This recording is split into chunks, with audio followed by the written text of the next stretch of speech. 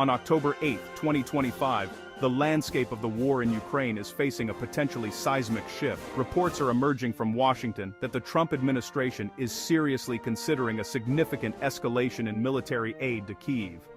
At the center of debate, the Tomahawk cruise missile, a system Ukraine has long sought. Tomahawks would represent a major leap in range and precision. This news comes at a critical juncture. For months, front lines have been largely static.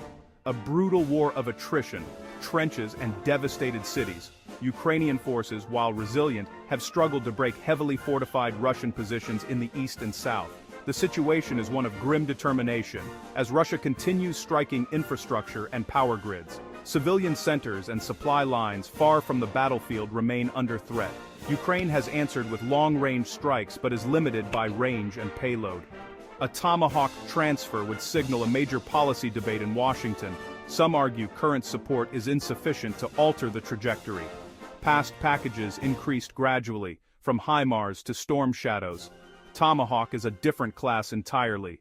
To grasp the stakes, understand the Tomahawk, a sophisticated long-range subsonic cruise missile, launched from ships, launched from submarines. It flies extremely low, hugging terrain to evade radar. Advanced guidance blends GPS, inertial navigation, and terrain matching for pinpoint accuracy. From hundreds of miles away, often over 1,000, every Russian military installation in occupied Ukraine would be within reach. Command centers, depots, air bases, and logistical hubs would be vulnerable. Even high-value sites supporting the war effort could be held at risk.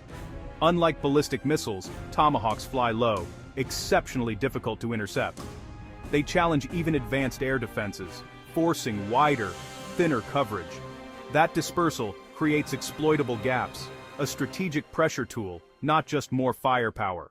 NATO defense ministers view this with hope and caution. One minister, speaking anonymously, said Tomahawks could help break the stalemate. Russia's deep rear has been relatively secure, enabling force buildup and coordination. That security underpins formidable defenses. Ukraine struggles to breach.